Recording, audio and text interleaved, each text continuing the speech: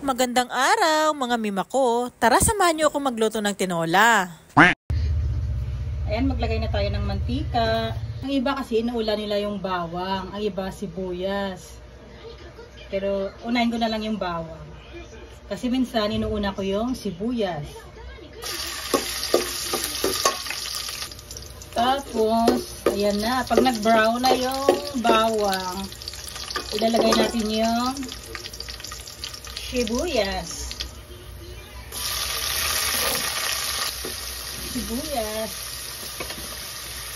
Ayan, nilagay na natin yung sibuyas. Halo-haloin natin para maluto yung sibuyas. Ganon. Pag maluto na yung sibuyas, ilalagay natin yung tomato. Ilalagay natin yung tomato. Yan. Ilalagay natin kamatis. Ganon. Oha. Diba? Ayan mo natin dyan mga isang oras. Charot. Mga ilang minuto lang. 1 minute, ganyan. Para mag-drug-drugin ko lang yung kamatis. Kasi andyan yung lasa niya sa kamatis na drog. Ayan na. Luto na yung kamatis.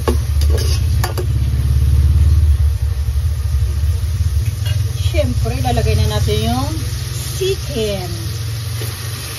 Pag naluto na yung kamatis, ilalagay na natin yung chicken. Ito, chicken. Ayan. Ilalagay natin yung manok.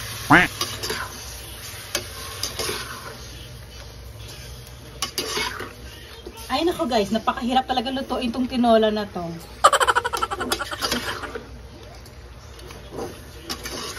Ay nako, napakahirap. Hindi madali.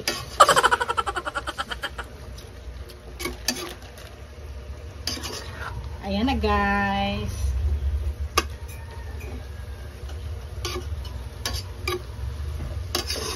Oh, diba?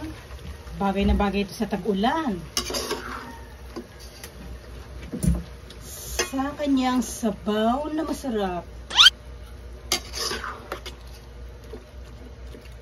O diba, ang ganda kasi hinalo ko yung kamatis dun sa ano, tarap-tarap.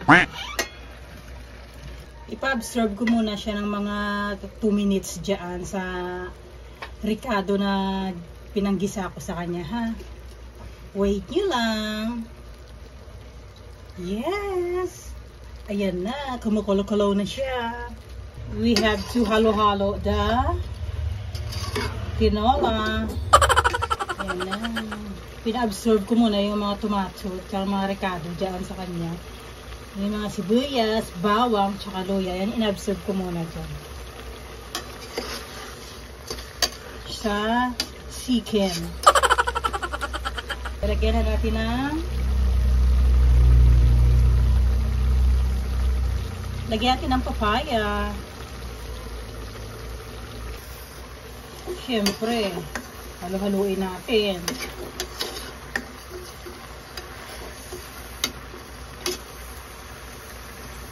You see that? You see that? Water. Tansyahin muna natin kung magkasya yung tubig. Yung sabaw na ilalagay natin sa tinola. Parang dami ng papaya ko, no? Parang kulang pa yung sabaw ko. Masabaw nga kami guys, kaya ganun. Kailangan kong damihan ng konti. So, pakulaan muna natin ng 5 minutes. Okay, we will be right back after a few commercial break. Charot. Lagyan ko na ng siling haba. Bumili pala ako ng siling haba. Marami pa pala kaming siling haba. So, nilagay ko na lang dito yung nauna naming binili nung nakaraang araw. Ayan guys, 4 yan. Pero hindi pa rin yan maanghang. Another 5 minutes na pakulo ulit. Kasi parang makapal yung papaya na hiniwa ko.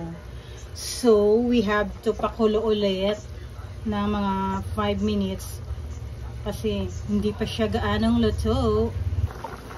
Ayan na siya, guys. Pero ano pa rin siya, matigas pa rin yung papaya niya. Kasi ang kapal nga ng hiwa ko. Pero nalagyan ko na siya ng mga seasonings. Pero hindi ko pinakita kasi not sponsored. Alam niyo na. Baka naman. Nor, baka naman. Ayan na siya. Malapit na siyang maluto. Konting ano na lang. Konting kembot na lang ng papaya eh. Pwede na.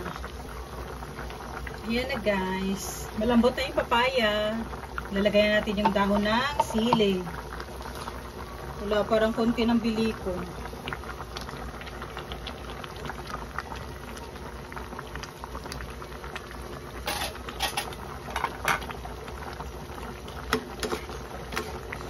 Hindi ko siya inahalo pag sa pag nilalagyan ko ng dahon. Kasi mas lalo siyang malalata pag hayaan ko lang siya dyan sa taas.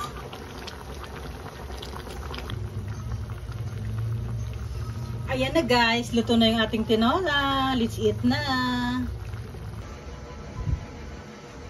Thank you guys. See you in my next vlog.